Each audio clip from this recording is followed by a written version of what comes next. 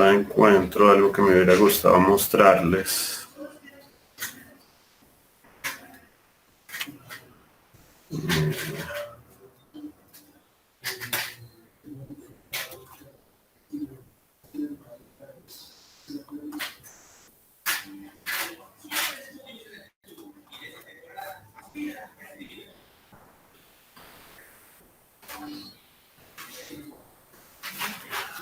No lo encontré. Pero bueno, si me acuerdo en otra clase les hablo.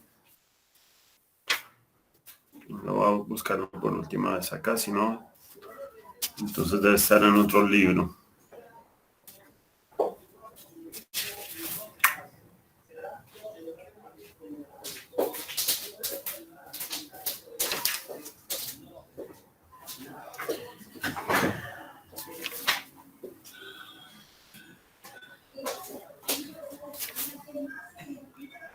No. Encontré algo que les iba a hablar, pero listo.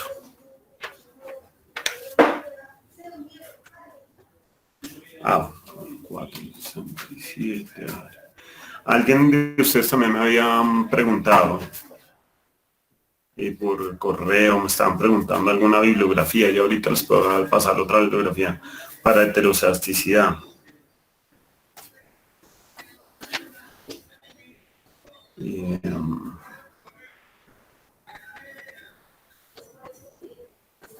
Listo, lo voy a dejar acá y a ver si más adelante. Bien, entonces, pues conectémonos a la clase. Estamos todos, las personas. Está Wendy y Camila. ¿Están? ¿Me escuchan?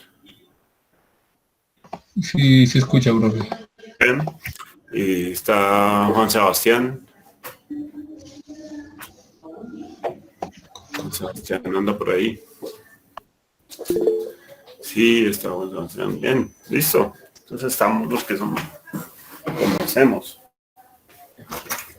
Voy a empezar entonces pues voy a seguir la sugerencia que su compañero acaba de hablar, de mostrarles algunas cosas de la simulación, pero para pasar a hablar de eso voy a hablar de test de Ramsey. ¿Listo? Hablar de test de Ramsey y rápidamente, es un test muy sencillo. De una vez para hacer la simulación como en un paquete completo, hablo de eso. Listo, entonces primero hablo de test de Ramsey, test de especificación. Uno con la simulación que estamos hablando, autocorrelación, pruebas de especificación. Y paso a hablar de los temas ya empíricos con cómo se interpreta una ecuación salarial, cómo se interpretan los betas en la ecuación salarial, de Mincer, cómo les voy a dar alguna bibliografía, que no, por favor acuérdenme, que es que a mí se me olvida, pero quisiera darles alguna bibliografía para que ustedes complementen los resultados que están encontrando, para que los comparen, para que empiecen a hacer un trabajo de investigación, ¿no? Como yo les decía al comienzo del semestre, la econometría, ¿qué es? La econometría no es más que una herramienta para la investigación. Ustedes lo que están aprendiendo acá es una herramienta para que complementa va a complementar sustancialmente, en algunos casos grandemente, toda la investigación que ustedes hagan de aquí en adelante en sus carreras.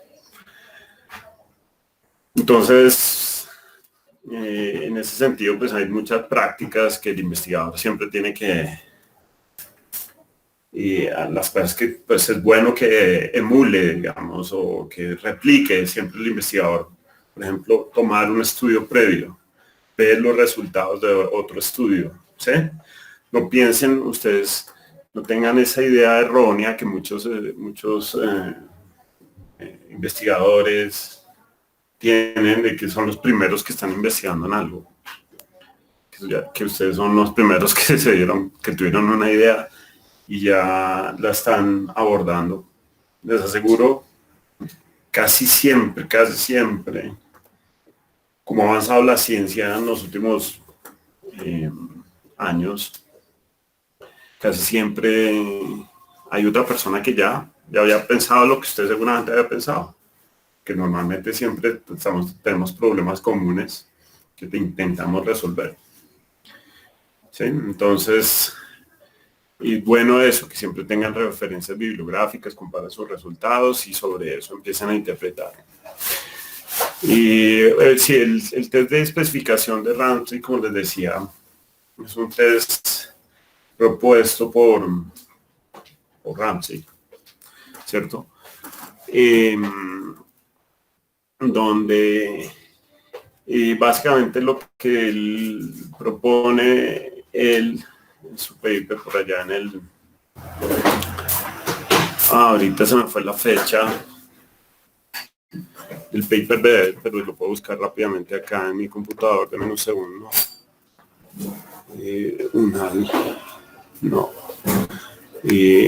Librería desktop.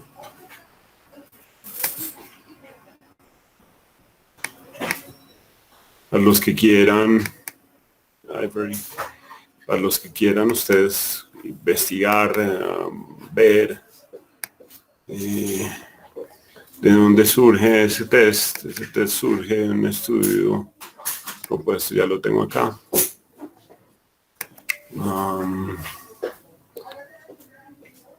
Abriendo. Perdón, abrí otro que no es de Ramey. Abrí uno de Ramey, ese es otro, ese es Panel Data. Es Ramsey, perdón, se escribe similar. Autores.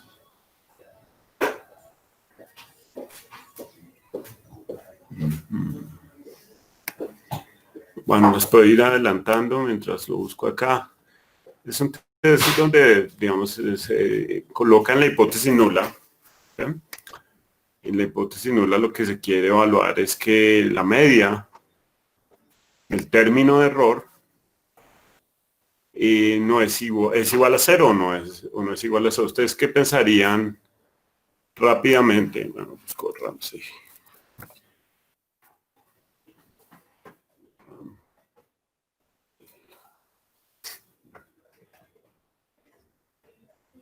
Eso fue en el Journal of Royal Statistical Society. Fue en el 69, imagínense. Sí, en el 69. Y ya, entonces, como les decía, en el 69 lo que Ramsey lo que quería probar en la hipótesis nula es que la media del error es igual a cero.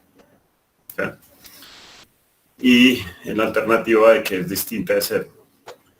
Ustedes saben que si el error llega a tener media distinta de cero, eso automáticamente sesga todos los parámetros que estamos estimando por cualquier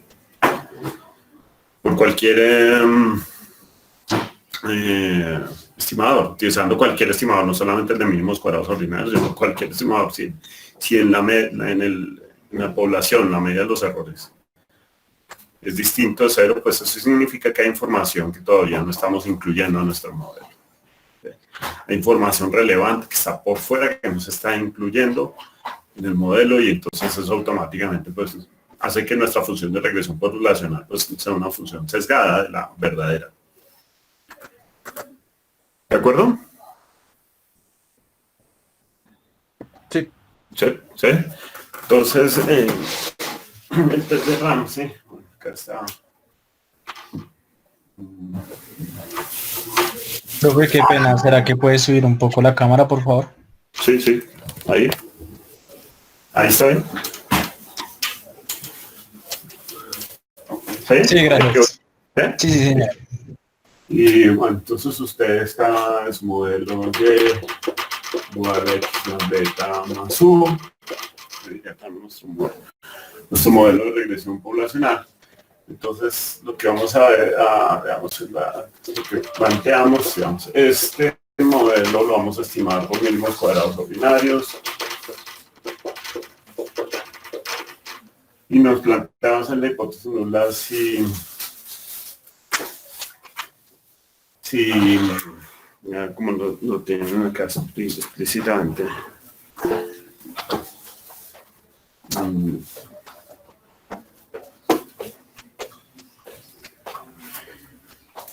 ¿Sí?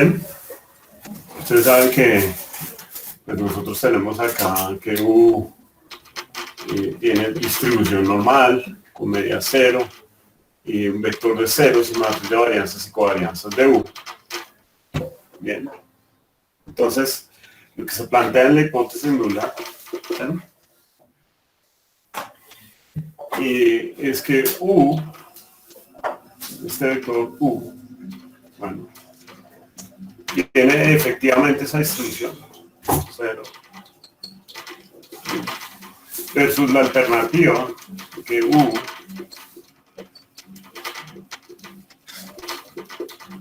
tiene una media diferente de 0. ¿Sí? Entonces, en este caso, para esta hipótesis nula, estamos diciendo, pues básicamente lo que estamos diciendo es que el modelo está bien especificado. Y es decir, si no rechazamos esta hipótesis, el modelo está bien especificado, pero si rechazamos la hipótesis nula en favor de la alternativa, entonces estamos en el caso de que un modelo que tiene error de especificación en el sentido de Ramsey, utilizando el test de Ramsey, el reset test. Entonces, la parte operativa de este test, pues Ramsey propone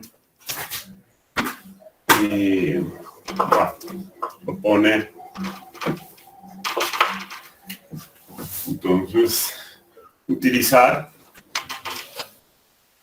un primer paso, estimar el modelo por mínimos cuadrados ordinarios normal, es decir, lo estimamos por mínimos cuadrados ordinarios, obtenemos beta de gorro y gorro. Y en el segundo paso lo que propone Ramsey es hacer algunas transformaciones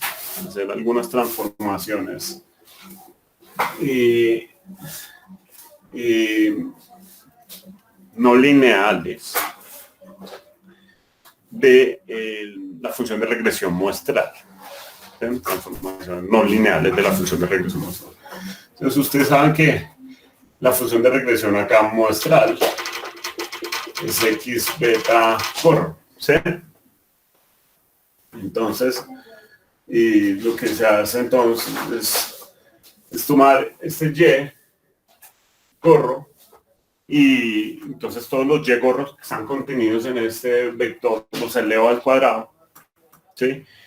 Y los incluyo en mi modelo original y vuelvo y corro una regresión por mínimos cuadrados ordinarios y me doy cuenta si esa variable que estoy incluyendo es una variable omitida.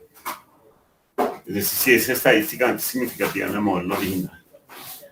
Y voy a escribir esto en términos de escalares para que lo veamos más claramente. Entonces voy a escribir acá y sub i al cuadrado gorro, que va a ser igual a x sub i transpuesto por beta gorro. Estoy escribiendo esto en términos escalares y simplemente lo estoy elevando al cuadrado. ¿Sí? Esta parte está clara, ¿no? Lo que les estoy diciendo es elevar al cuadrado los y gorro. Los estoy elevando al cuadrado. Entonces voy y coloco eso dentro de mi modelo estimador. Ese modelo estimar. Bueno, esto sería el paso 2.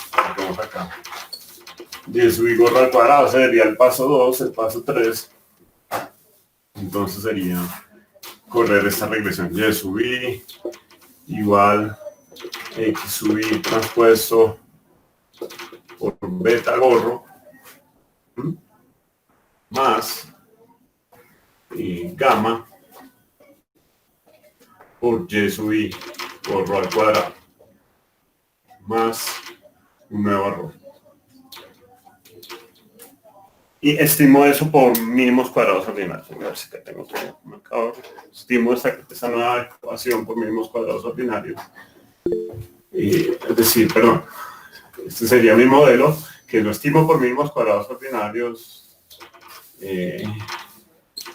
Modelo la ecuación auxiliar, lo que se llama la ecuación auxiliar del test. Entonces este beta pues no va a ser el mismo beta de acá. ¿Sí? No va a ser este mismo beta, lo va a poner beta asterisco. Para diferenciarlo, este beta gorro no necesariamente es igual a este. Y entonces el test de Ramsey, en este caso es simplemente evaluar 4. Es ver si gamma es estadísticamente significativo. Es estadísticamente significativo en el modelo, en este modelo. ¿Sí? Entonces, ¿qué es lo que hago? Veamos, estoy planteando la hipótesis nula. H sub 0 es que gamma es igual a 0. Versus la alternativa, que gamma es distinto de 0. Ya simplemente con un test estadístico se puede abordar esta hipótesis. ¿Claro? Alguien está escribiendo ahí. Profesor, qué pena. Usted decía que el beta del paso 3 era diferente del beta que había estimado antes. Sí, claro. ¿Podría repetirlo? Eso no me quedó tan claro. ¿Por qué cree que tiene que ser igual? A ver, ¿quién hace esa pregunta? ¿Por qué cree que tiene que ser igual? Es que, o sea, como tal, como yo lo vi, fue usted estimó el modelo, ¿cierto? Y luego lo elevó. Exacto. Sí. Estimó, luego sacó valor esperado. Luego lo elevó al cuadrado. No saqué valor esperado, los valores esperados están en la población. Lo que elevé fue al cuadrado, llegó. Pero el error, o sea, pues digo, del modelo estimado, del primer modelo estimado al segundo, usted pues prescinde del error. Entonces... ok. Entonces, luego... Esa es la función de regresión muestral. Sí. Entonces, esa función muestral, usted la eleva al cuadrado, pero entonces dice, yo pensaba que el beta que estaba en esa función muestral, pues era el mismo que estaba en el tercer paso. Pero, ¿sí me hago entender? Acá, no, este beta sí es igual a este. Este sí es igual a este. Claro. Pero este que está acá no. Exacto, no entiendo bien la razón por qué. Entonces eso era lo que estaba preguntándole, profe. Porque usted tiene otra especificación. Esta es una especificación que es distinta a esta. Son especificaciones diferentes. Entonces, al ser especificaciones diferentes, pues este beta estimado, lo más probable es que sea distinto a este. Y sobre todo, digamos, eso va a ocurrir si yo rechazo mi hipótesis nula. Eso es lo que propone Ramsey. Si yo rechazo esta hipótesis nula acá de gamma igual a 0, esto significa que esta variable que está acá está omitida en el modelo original. Entonces, con más razón, este beta tiene que ser distinto de 0. De este.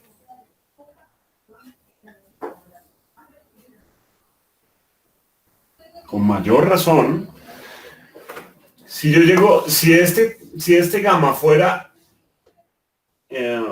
si yo no rechazara esta hipótesis, gamma igual a 0, esto sería estadísticamente igual a ¿qué? El que está participando, a ver. Si eso es distinto de 0, significa no, que si eso... es igual a 0, si gamma es igual a 0, si no rechazo esa hipótesis. Pues entonces ese gamma sería igual a cero y Exacto, esto entonces, sería cero y sí, estaríamos en el modelo original. sí, ¿Sí? Y en ese caso, pues este beta sí sería igual a este beta. ok, Pero, si usted rechaza gamma igual a cero, pues gamma es significativo, es entonces, significativo, ¿cierto? Es significativo. Entonces, esto no puede ser el cero, entonces esta especificación es diferente a esta. Y esta especificación se asume que es la correcta. Esta especificación, según Ramsey, ¿sí? Según Ramsey, esta especificación es la correcta y no esta. ¿Por qué? Porque esta variable estaba omitida en el modelo original. listo, profe. Sí, sí, señor. Pero, ¿sí entendió? Sí, sí, sí, o sea, es que es o sea, es otra especificación, entonces como tal lo que usted está diciendo, que cuando hace la prueba de hipótesis, entonces está viendo, si se rechaza la prueba de hipótesis, entonces pues toda la especificación es diferente porque usted está omitiendo algo. Exacto, exacto, ya está utilizando la jerga o el lenguaje que es. Esa especificación ya no es igual a esta. Entonces, al no ser igual, pues entonces, bueno, básicamente una consecuencia, eso sí lo pueden anotar, una consecuencia, si digamos, si en este modelo hay una variable omitida, si el modelo tiene variables omitidas, si este modelo tiene variables omitidas, que yo estoy estimando, es decir, el que yo creo que es la función de regresión poblacional, pero en esa función de regresión poblacional hay variables omitidas. La consecuencia directa es que estos betas quedan sesgados e inconsistentes. Estos betas gordos se vuelven sesgados e inconsistentes. Yo voy a hacer la prueba formal después del segundo parcial, cuando estemos hablando de ese tema de la simultaneidad y de la endogeneidad con mayor rigor. ¿Sí? No los quiero ahorita meter en ese tema todavía. Entonces los betas gorros, pero sí los puedo ir introduciendo. Entonces los betas gorros se vuelven sesgados e inconsistentes. Inconsistentes. ¿Listo? Bien, entonces lo que está probando Ramsey acá es que hay una especificación, digamos, una parte que no es lineal, es porque está elevado al cuadrado, una parte de la especificación que no se había incluido, que incorpora un componente no lineal de los datos, que estaba omitida en este modelo original. Por lo tanto, hace que este vector de betas queda sesgado e inconsistente.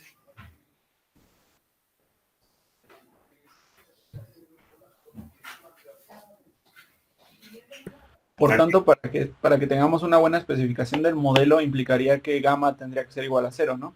Sí, exacto. Exacto, para tener una especificación en el sentido de Ramsey, porque, digamos, el test de Ramsey pues es también bastante criticado porque, y, digamos, el test de Ramsey está diciendo que la parte omitida es una transformación no lineal de la misma información, fíjese, de la misma información que teníamos antes. Es como si estuviera diciendo, ¿puedo borrar acá para mostrar un ejemplo? Sí, bueno, por mí no hay Sí, problema. profe. Listo. Es como si estuviéramos más o menos en este. Pensemos que estamos en un modelo y un modelo sencillo, otra vez para poderlo ver en este espacio R2. Digamos, donde tenemos t, decimos que tenemos una función de crecimiento. Entonces sería beta 0 más beta 1 por el tiempo más u sub t. ¿Sí? Tenemos acá y sub t y acá tenemos el tiempo. El tiempo ahora es nuestra variable x. ¿Sí? El tiempo es nuestra variable x. Entonces suponga que y sub t viene así. En el tiempo. Primero va creciendo y después decrece en el tiempo. No sé. Entonces el test de Ramsey dice,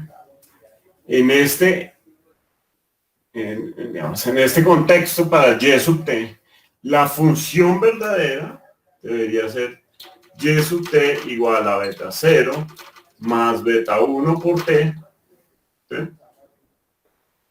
Más, voy a escribir gamma t al cuadrado. Y voy a colocar un campo beta asterisco que sería la constante que también fue elevada al cuadrado cuando yo le vea esta parte. ¿Sí? Más epsilon sub t. Entonces, esto es lo que dice Ramsey. ¿Ok? Pero usted está estimando una función de crecimiento así, de esta, sencilla, una función de crecimiento lineal. Entonces, cuando usted estima la función de regresión poblacional acá, entonces tiene la función de regresión muestral. Esto sería ¿qué? Esto sería y gorrito t igual a beta 0 gorro más beta 1 gorro por t. Esta es la función de regresión muestral, esta que saca en negro. ¿Sí? Beta 0 asterisco, beta 0 gorro es este valor que toma acá, este punto de corte sobre las ordenadas, y beta 1 es la pendiente, ¿sí? Que refleja una tasa de crecimiento, porque es un modelo de crecimiento. ¿Se acuerdan que los modelos de crecimiento cómo son? Normalmente y sub t es igual a A por E, acá era beta 1 por T. Es un modelo de crecimiento. Listo, entonces beta 1 refleja ese cambio porcentual de Y en el tiempo, el crecimiento porcentual de Y en el tiempo. Entonces, lo que dice Ramsey es, haga una transformación de su modelo sobre la función de regresión muestral. Que acá hay muchos comentarios, pero a ver si es que a mí no se me mueve casi pero salieron.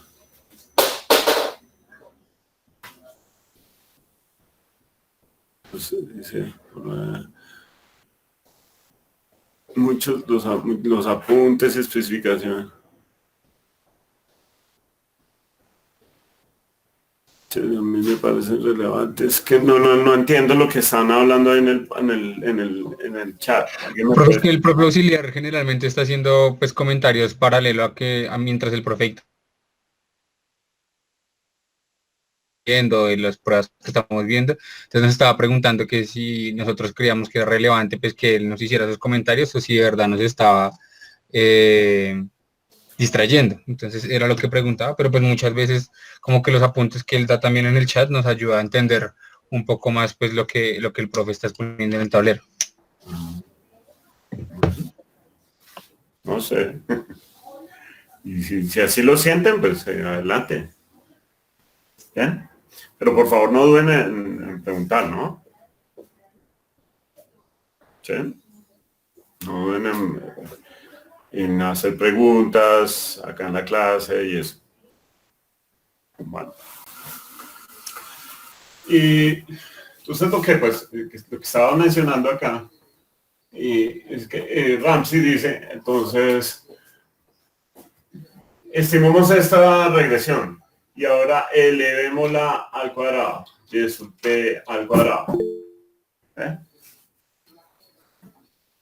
Y sub t al cuadrado, pues entonces eso implicaría elevar al cuadrado esto, entonces beta 0 gorro al cuadrado más beta 1 gorro al cuadrado t al cuadrado más 2 veces y beta 0 beta 1 gorro por t.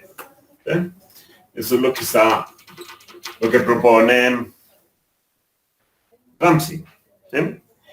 Y dice, este sería el segundo paso de los que, o el tercer paso, no, por favor revisen en el listado que les acabo de decir, cuando se eleva al cuadrado. El segundo. El segundo. Listo, entonces el segundo. Y en el tercer paso, entonces dice, vuelvo y corro una regresión, y sub t, entonces beta 0 más beta 1 por t, esa es la parte original, digamos, la función de regresión poblacional original, más gamma y gorro al cuadrado sub t. ¿Ven? Que sería y gorro pues al cuadrado, todo este término que está acá. Entonces acá salen unas cosas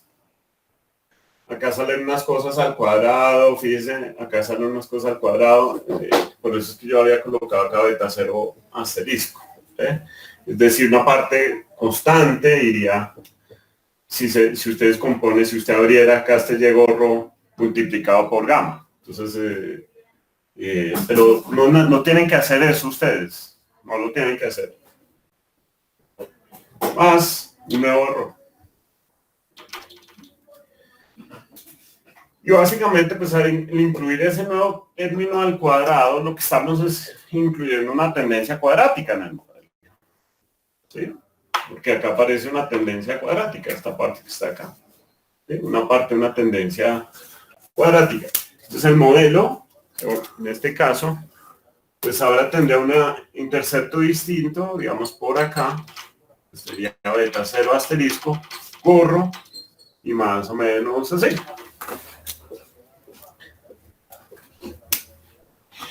Entonces, si gamma es estadísticamente diferente de 0, entonces estamos en favor de este modelo. Esta sería la hipótesis alternativa del test de Ramsey. Esta es la hipótesis alternativa. Versus la hipótesis nula, que sería este. Esta sería la hipótesis nula, ¿cierto? En el test de Ramsey. Claramente, si los datos fueran como la variable roja, ¿ustedes qué esperarían? Lo que está en rojo. Si Y es la variable que está acá en rojo. ¿Ustedes qué esperarían en el test de Ramsey?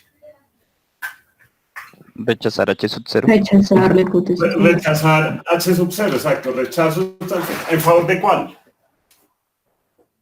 De la alternativa, ¿cierto? En favor de esta. En ese caso, el test de Ramsey funciona bien.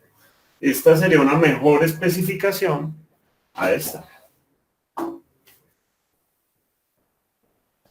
¿Sí? ¿Claro?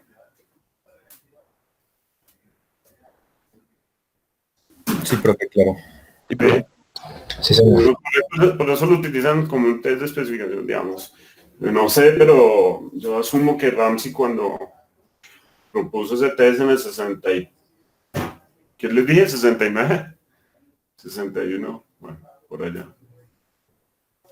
Seguramente él tenía en su idea un ejemplo, una cosa así, en su cabeza. ¿Sí?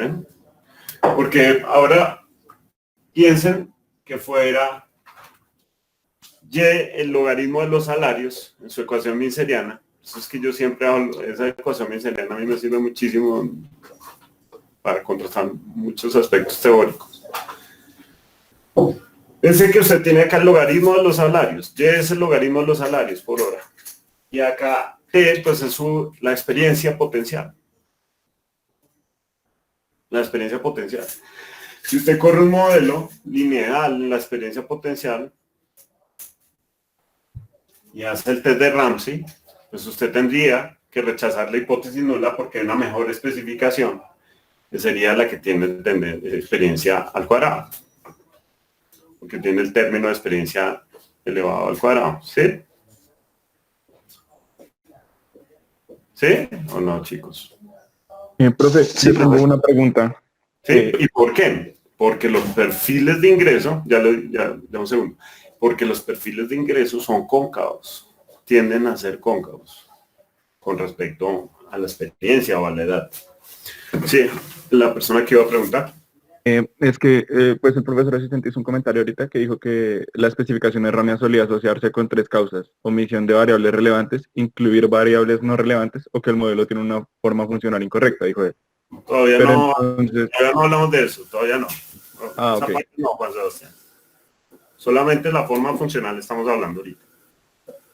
ok, profe. No, ¿Sí? pues es que iba a preguntar que entonces uno cómo sabía cuál de las 3 era la que había pasado, pero pues bueno. No, eso lo vemos después, cuando estemos hablando de endogeneidad. Acá solamente estamos hablando de formas funcionales incorrectas. ¿Ya? Sí, profe, una pregunta. Quiero que quede claro el tema de la forma funcional. La forma funcional. Después hablamos de otros temas de endogeneidad, porque es que el tema de la endogeneidad es grande, entonces hay que cogerlo con cuidado porque si no se confunden y no entienden al final nada. Y terminan revolviendo todo a la vez y son cosas bien distintas. Profe, una pregunta. ¿Sí? ¿Existe algún caso en el que la hipótesis nula sea una mejor especificación que la hipótesis alternativa? ¿O siempre la alternativa es mejor que la Sí, nula? no, pues en ese caso no rechazarías la hipótesis nula. ¿Sí? Ok. Si no se Pero rechaza entonces sí. la hipótesis, si yo no rechazo la hipótesis nula, significa que mi especificación estaba mejor, digamos, Ok. que la alternativa, claro. Listo, gracias. Gracias por esa pregunta, eso sí es importante, porque está en el contexto de la forma funcional solamente, no estamos hablando de errores en las variables, ni de simultaneidad, ni nada de eso, solamente forma funcional. Es decir, en el sentido de Ramsey, como estas. ¿Sí? Yo estoy elevando al cuadrado la forma paracteante, estoy incorporando un término no lineal de la función de regresión poblacional originalmente planteada. Ok. Listo, gracias. Hay un tema acá, bueno, las críticas que le llegan al test de Ramsey. Y las críticas que le llegan al test de Ramsey, si volvemos a este ejemplo de YT y IT en el tiempo, ¿sí? Si volvemos a este ejemplo de una función de regresión, de un modelo de crecimiento como este. En este caso, fíjense que estábamos rechazando esta hipótesis en favor de esta. ¿Sí? Es un polinomio cuadrático en el tiempo. Entonces, eso implica, si su propósito es hacer pronósticos por fuera de muestra, si usted quiere encontrar un modelo para pronosticar los valores de Y por fuera de la muestra, y si su muestra llegaba, digamos, hasta este punto,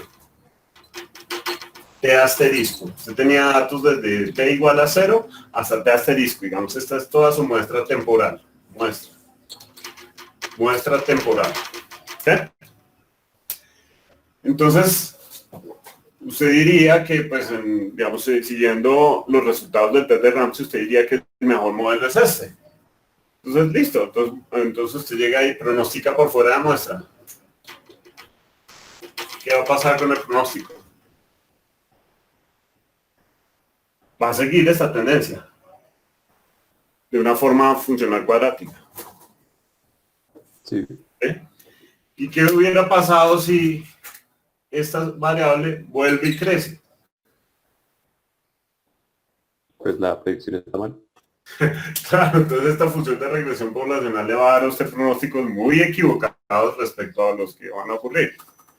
Y seguramente esta le va a dar mejores pronósticos hacia adelante. Ah, ok. Ah, ya. Sí, sí. ¿Eh? Entonces, pues esa es una crítica. Ok, listo. Y hay otra, entonces por eso es que normalmente en el test de Ramsey, entonces elevan al cuadrado, pero otras veces elevan al cubo. Y subí gorro al cubo. Incluso hay otros más exóticos, yo los considero más exóticos porque ya elevan y subí a la 4. Y hacen un test de significancia conjunta. Una prueba de Wald, una prueba de F. Y ya. ¿Eso está claro? Sí. Profe, en la Listo. especificación, cuando usted eleva al cuadrado porque la X queda transpuesta, Ay, ¿dónde? A ver. ¿Qué parte me perdí? creo que ya no ¿Dónde? estaba en tablero, cuando lo anotó antes, estaba. A ver, venga, a ver. ¿Me puede escribir, me puede dictar lo que teníamos? Y de subir es igual a qué? Teníamos teníamos Y en forma matricial igual a X beta, la matriz de X por la matriz de beta. Y luego ahí no entendí bien cómo lo que usted hizo, que creo que usted había dicho que habíamos cambiado como habíamos salido de la forma matricial y había quedado Y estimado al cuadrado igual a X transpuesto por beta todo al cuadrado. No le escuché, hay dos cosas, no lo escuché bien, el sonido no es muy bueno y la pregunta tampoco parece que es muy clara. O sea, es que Puede- cuando estaba especificando el modelo, en una parte, cuando yo el cuadrado quedó Y estimado al cuadrado igual a X transpuesto por beta al estimado cuadrado. al cuadrado es igual a esto al cuadrado, ¿cierto? Sí, la pregunta es por qué el X queda transpuesto cuando usted toma el Ah, ya. cuadrado.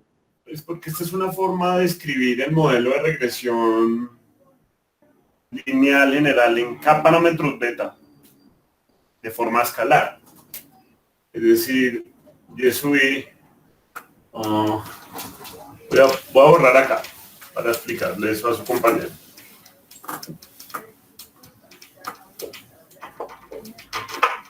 Nosotros tenemos acá, este es el vector Y, ¿cierto?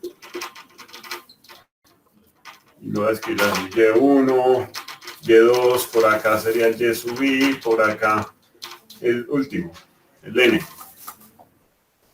Eso debe ser igual a ¿qué? A 1, X sub I, 1, X, digamos, si esto es X sub I, dejémoslo más bien, esto es como X sub I 2, y ya, X sub I 3, X, perdón, este sería 1, 1, 1. Esto no es sub I, sino 1, perdón, 1, 1, 1 sub K.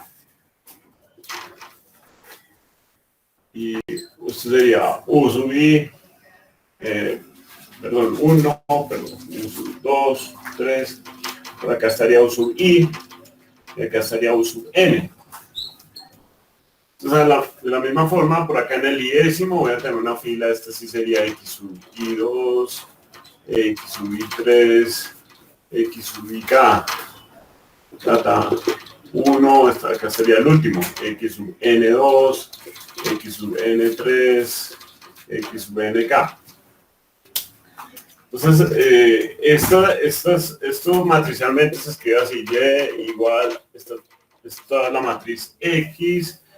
Me falta el vector beta, ¿no? Por acá. ¿Dónde lo escribo? Me falta el vector beta. Iría acá. Beta 1 hasta beta K. Más. Ahí sí lo que teníamos. U1, U2, U sub I y U sub N. ¿Listo? Listo. Ahora sí. Esto es Y, este es ese vector, esta es la matriz X, esto que está acá es el vector beta, más este vector U.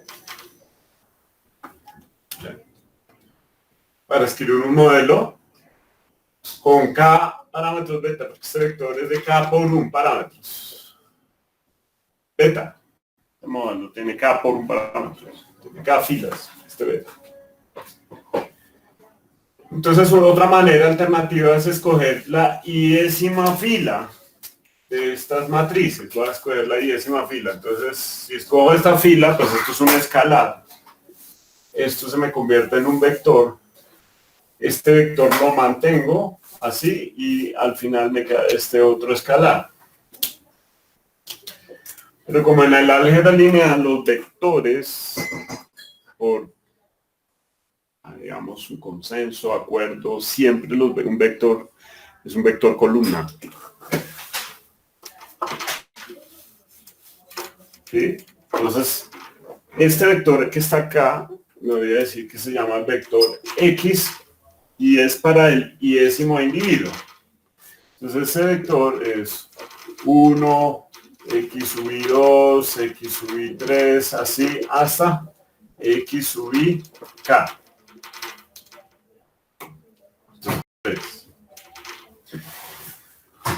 Entonces la manera de escribir esto de otra forma alternativa es tomar ese escalar Y sub i, este que está acá, debe ser igual a este vector, que es este vector fila, pero por convención en álgebra lineal todo vector es un vector columna. Entonces tomo este vector X sub i y lo transpongo para que me quede así, para que me quede este vector fila. Y después lo multiplico por el mismo vector beta más u sub i. Esta es otra forma de escribir el modelo en K parámetros beta. Otra forma equivalente. Esto se llama la forma escalar. Escalar. Entonces si hago Y sub i gorro es X sub i transpuesto beta. Y si elevo al cuadrado acá, pues también tengo que elevar al cuadrado acá. Si estimo por mínimos cuadrados ordinarios, entonces esto es beta gorro y esto es beta gorro y ya. Y esto sub i gorro quedaría. ¿Eh? Sí, listo, profe, muchas gracias. Bien. Listo.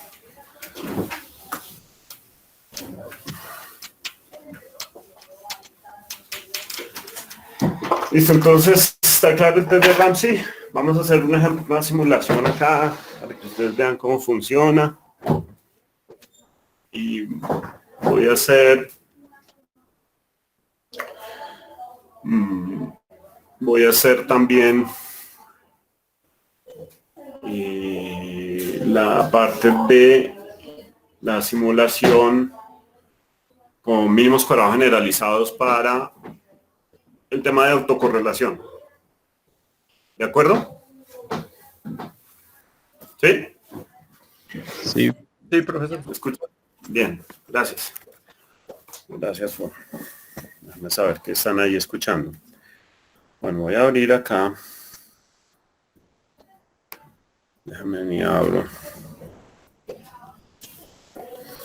Mi software. A ver. Tengo que compartir. Acá se me está olvidando compartir.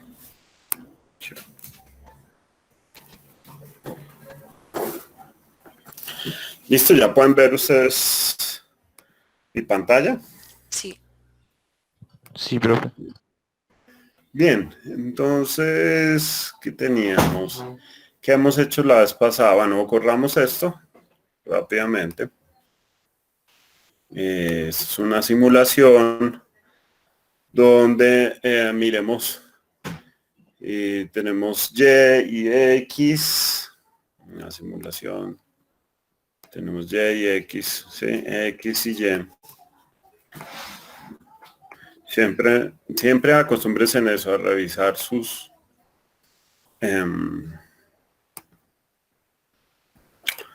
a revisar la gráfica de sus datos siempre, bueno.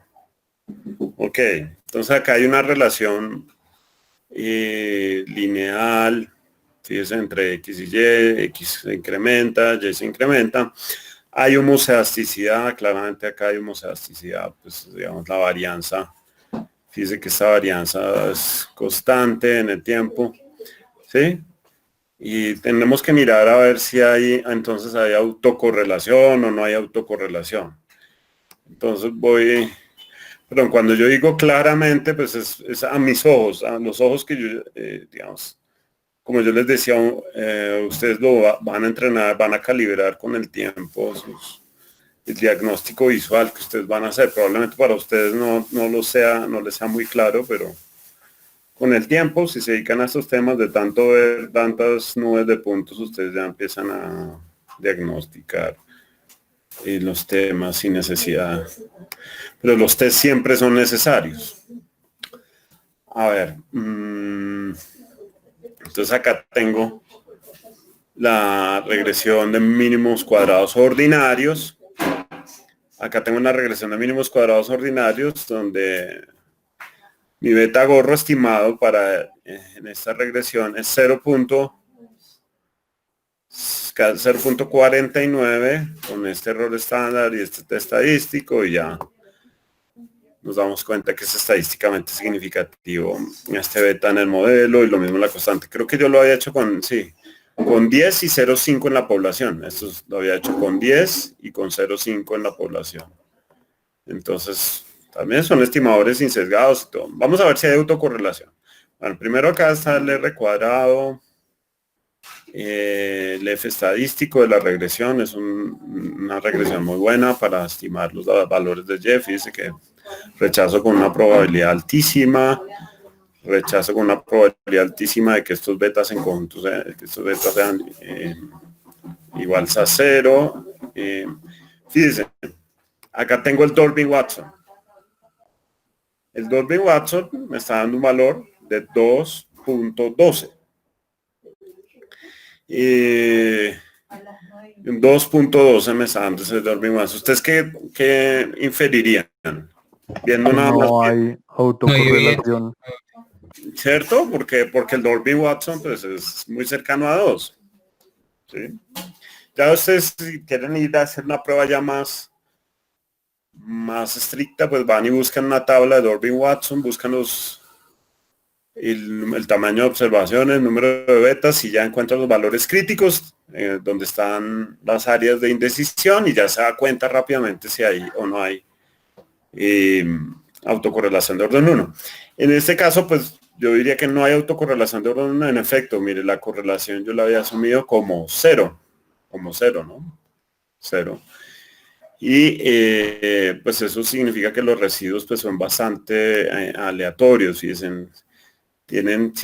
no tienen patrones sistemáticos.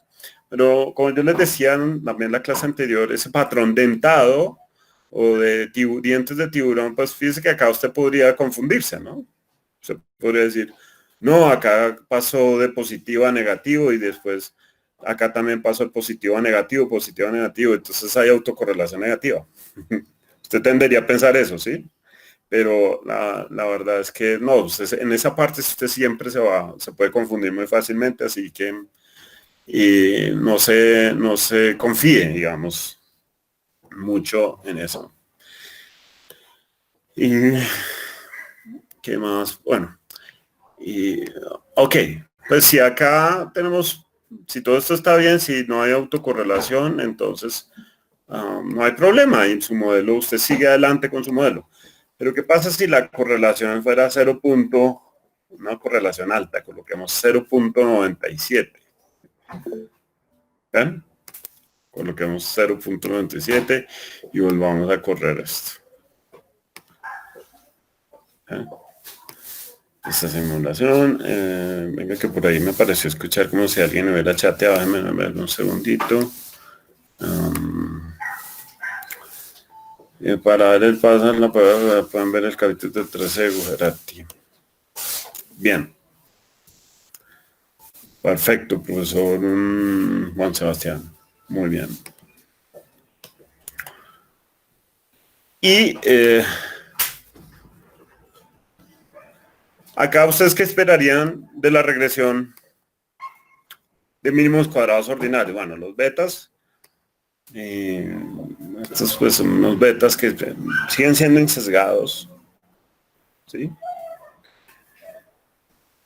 El R cuadrado es alto, Y fíjense, en el Durbin-Watson nos da 0.07. Entonces, empiezo a sospechar de que hay autocorrelación. ¿De qué tipo?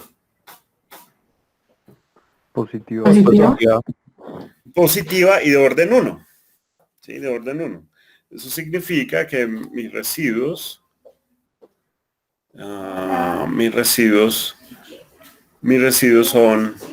tienen patrones cíclicos. Mira, acá sí se muestra claramente. Todos estos fueron positivos, positivos, positivos.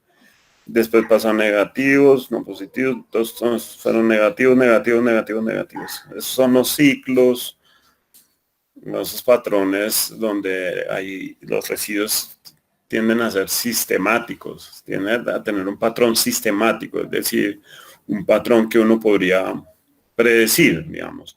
Si yo tengo acá un residuo que es positivo y yo sé que en toda esta parte los residuos son positivos, entonces yo puedo pronosticar que el siguiente residuo va a ser positivo.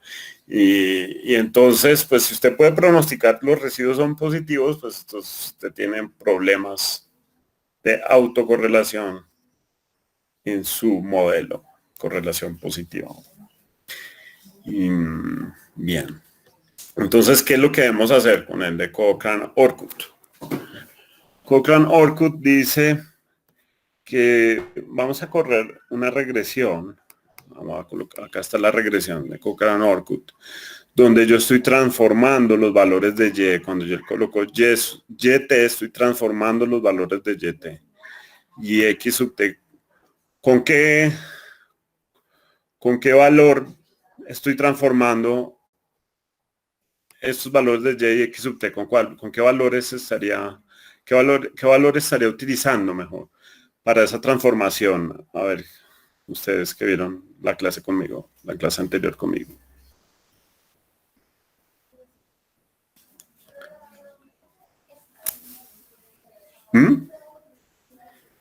¿Cómo transformé? ¿Cómo es Y asterisco y cómo es X asterisco? Revisen sus apuntes, por favor.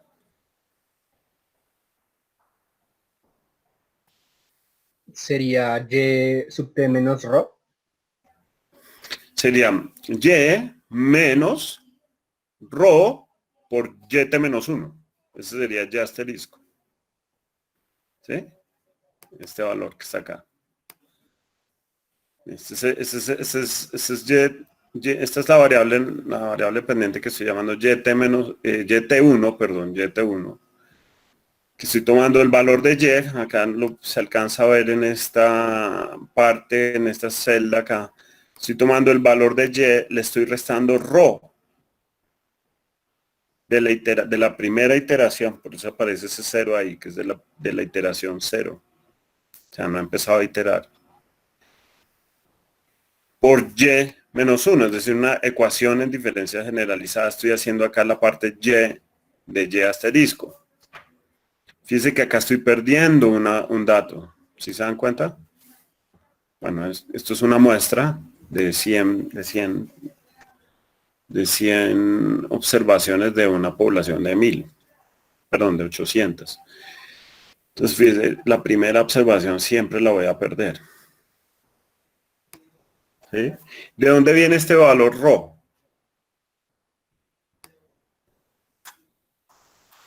¿Sí? Viene de correr esta regresión.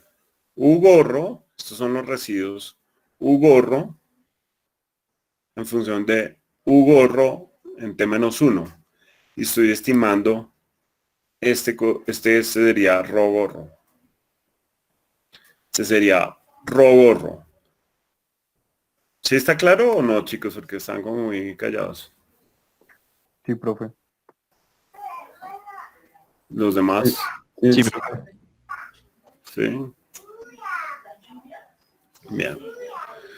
Sí, Entonces, Y es tomar este valor. Y Ibius tiene una ventaja, pues también trabaja con objetos. Cada uno de estos es un objeto.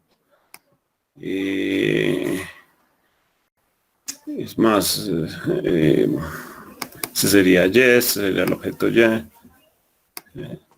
La palabra objeto fue copiada por los desarrolladores de R de Ibius. Les traigo ese dato. Miren, acá tomamos el valor de y. Este sería perdón. Este sería el valor de y. Lo voy a multiplicar, ese valor de y, por y. Vuelvo a volverlo así, exactamente para que no quede dudas. Voy a tomar y menos este valor 0.95 multiplicado por y menos 1 es igual a este valor que está acá. Sería el primer valor de y asterisco. Después el siguiente, y menos este valor, este coeficiente de correlación estimado, multiplicado por y menos 1, me va a dar el siguiente. Le voy a decir una tercera vez para que quede más claro.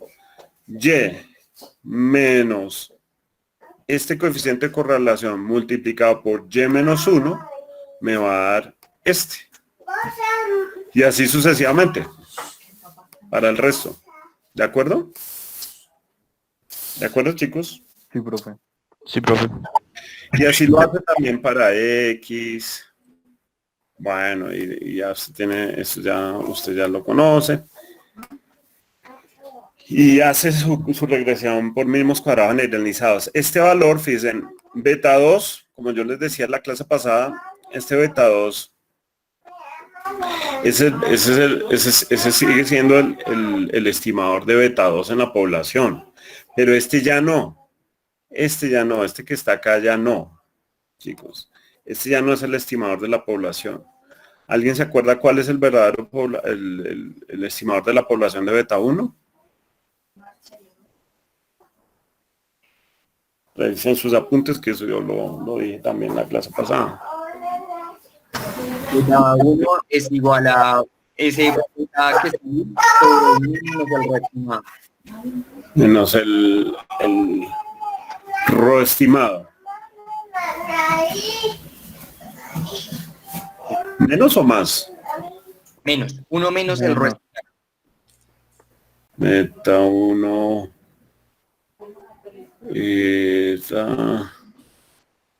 Ahorita reviso esa ecuación. Porque no me la acuerdo de la ecuación, pero bueno.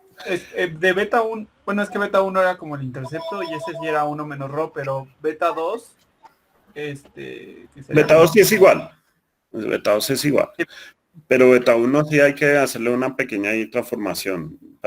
Hay que estimarlo indirectamente, mejor dicho. Pero si era con el 1 menos rho, Sí, ahorita lo miramos en el tablero y para estar seguros y ya. Listo, pero sepan que entonces este valor no es el beta 1, no vayan a equivocarse nunca en eso, en esta estimación de mínimos cuadrados generalizados, no vayan a pensar que esto es beta 1. Ojo, esa es una parte clave. Fíjense lo que ocurrió en el Dolby Watson. Les puedo pedir un segundo que me está entrando acá una llamada y yo no la estaba esperando realmente. Stop sharing.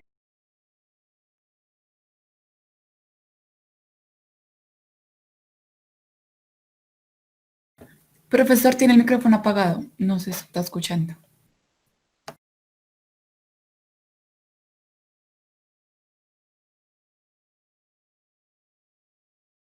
Qué pena con ustedes. ¿Listo? ¿Ya me están escuchando? Sí, profe. Yo tengo una pregunta. Ese 0.95 que nos ahorita, que es el RO, ¿es el que se estima por Cochrane-Orkut? Sí, ese es el método Cochrane-Orkut de ecuaciones en diferencia generalizada, sí. Listo, gracias. Bien. Listo, entonces, esta sería como la primera iteración. La segunda iteración, ¿cuál sería? Vamos a construir un valor de unos nuevos residuos. ¿Sí? Voy a construir ahora unos nuevos residuos utilizando ¿qué? Voy a utilizar los betas que estimé en la ecuación anterior. Es decir, en esta ecuación, GLS1. ¿sí? Utilizando los betas que utilicé en esta ecuación y despejando acá beta 1, voy a estimar unos nuevos residuos. Estos son los nuevos residuos, como los nuevos U gorro. En este caso sería U gorro gorro. ¿Ya? Y corro nuevamente otra regresión. La segunda regresión auxiliar, que sería U gorro 1 en función de U gorro en T-1. Entonces comparemos los gorros de la iteración 1 con la iteración 2. Dice que acá pasamos, el RO pasó de 0.9592 a ser 0.959264. Pues fíjense, la diferencia fue mínima. ¿Sí alcanzan a ver acá? La diferencia pues fue... Eso es químicamente 0. Y ya no tendría que seguir una nueva iteración, porque la diferencia es muy bajita. Las recomendaciones, si usted se basa en los libros de econometría, dice que la recomendación es cuando la diferencia entre este gorro gorro y ese otro ro doble 2 gorro, ro gorro gorro, cuando esta diferencia es menor que 0.01 para la iteración, y entonces ya se queda con esta. Entonces no tendría que seguir estimando este proceso de Cochrane-Urquhart, este proceso iterativo no requeriría más iteraciones. Entonces con este ro gorro voy estimo la segunda iteración de mínimos cuadrados generalizados, la segunda, y ya, esto es la estimación de mis betas, y tengo un Durbin-Watson, llego a este Durbin-Watson que está muy cercano a 0 y ya no tengo autocorrelación. ¿Dudas? ¿Preguntas?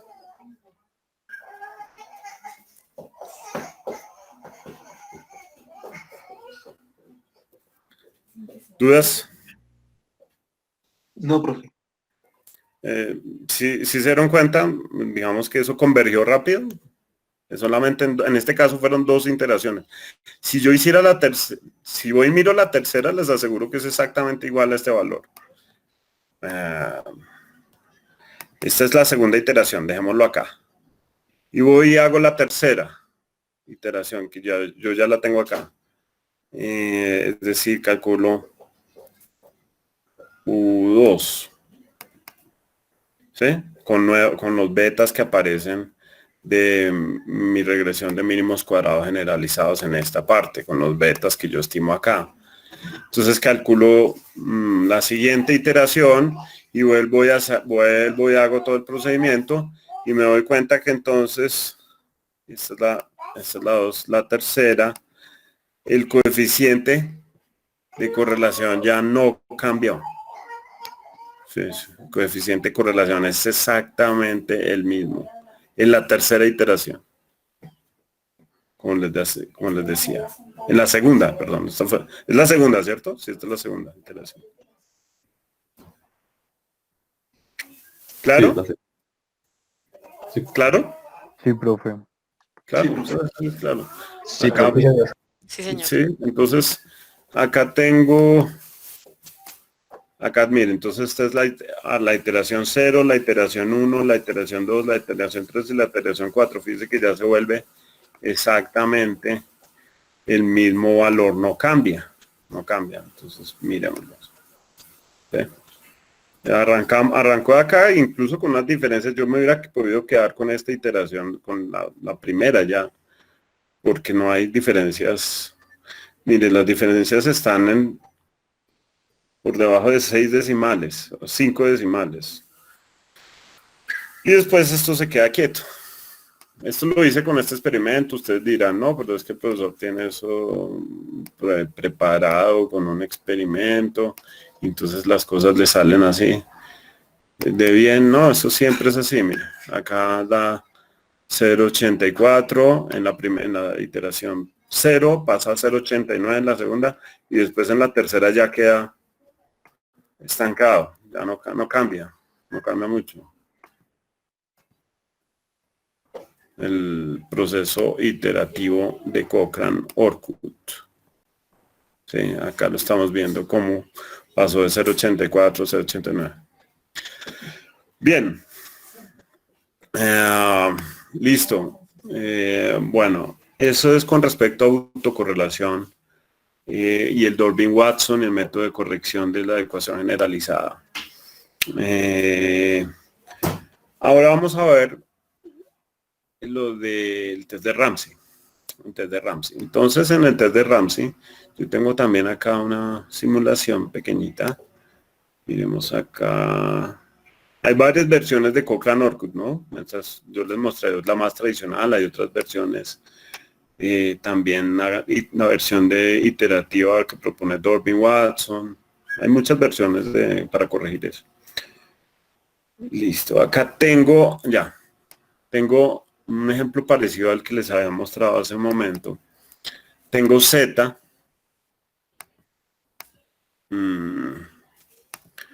Tengo Z que tiene este patrón. Esta es la variable Z que se mueve así en el tiempo. Lo que tenemos acá abajo es el valor del tiempo. Es decir, los valores que toma el tiempo. Lo tenemos acá en muchos años. La simulación lo tengo, digamos, desde 1200 hasta el 2000.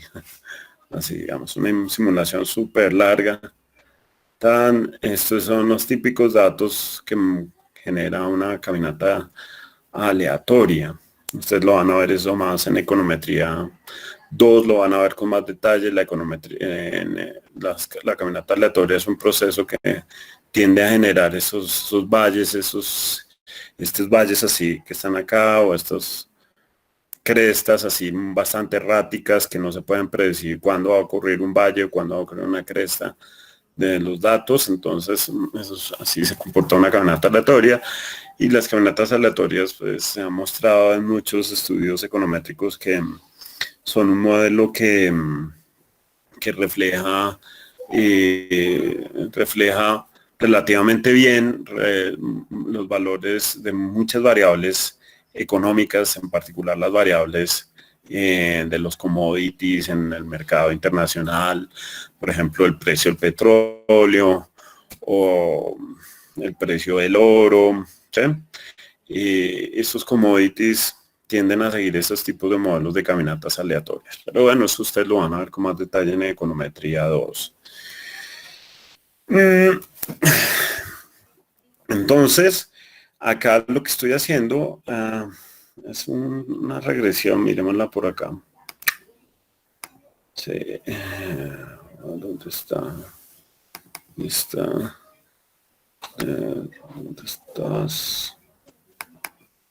No, esta no es, esta es la de Fibonacci. Acá. Entonces, si corro una regresión entre Z y la tendencia, como les mostraba ahorita en el tablero, una correlación entre Z y la tendencia es un modelo de crecimiento, un modelo sencillo de crecimiento. Entonces, este que está en verde sería el Y gorrito. Este sería el Y gorrito. Perdón, en este caso sería el Z gorrito, porque mis valores son, la dependiente la llamé Z. Entonces este sería Z gorrito en función del tiempo. Y fíjense que cuando ocurre eso, pues siempre, digamos, cuando corremos una regresión lineal, lo más probable es que aparezcan ciclos en los errores. Esta variable que está acá en azul muestra los residuos estimados. Estos son los residuos estimados, y como ya les dije, pues eso tiene problemas de ¿qué? Acá. De autocorrelación positiva. Tiene problemas de autocorrelación positiva. Entonces ahí se conectan los dos temas que estamos viendo, la autocorrelación con los problemas de especificación en la forma funcional. Ojo, en la forma funcional, para que no se enredan ahorita con otras cosas, sino solamente la forma funcional. Y entonces fíjense en la relación que hay entre la autocorrelación de orden 1 y un problema de especificación en la forma funcional. La verdadera forma funcional de Z yo la simulé en este experimento utilizando un modelo de Fibonacci. El modelo de Fibonacci es un modelo también de series de tiempo parecido, y que sería como el verdadero, digamos, ¿sí? Entonces la serie de Fibonacci, es un modelo que se aproxima, pues por lo menos a mí me funciona muy bien para ver el comportamiento dinámico de los variables que se comportan como caminatas aleatorias. Entonces este sería el modelo verdadero, pero estoy suponiendo que yo no conozco ese modelo verdadero. Yo no conozco ese modelo verdadero. Entonces, ¿qué haríamos con el test de Ramsey? Entonces me voy acá a ver si los parámetros son estables y hago un Ramsey Reset Test. Ustedes también lo pueden hacer en su software R, también lo pueden hacer en su software Stata o todos los software o usted mismo lo puede programar, en fin. No se vaya a complicar por eso acá, simplemente porque acá me está diciendo que cuántos términos voy a incluir. Términos, nada más voy a incluir uno, es decir, el que esté elevado al cuadrado. Si coloco entonces 2, entonces va a aparecer y al cubo. Si coloco 3, me va a aparecer y2, y3 y y4, y así sucesivamente. Entonces no solamente vamos a hacerlo con y gorrito al cuadrado, que sería el que yo les acabo de mostrar en el ejercicio hace un momento, en el tablero. Entonces, utilizando la regla del test de Ramsey, ¿ustedes qué dirían? ¿Hay un problema de especificación o no hay un problema de especificación? Viendo los resultados de esta regresión, donde estos son los coeficientes, y este es el p-value de estos coeficientes, y este es el test estadístico de estos coeficientes. ¿Ustedes qué dirían, chicos? Viendo eso.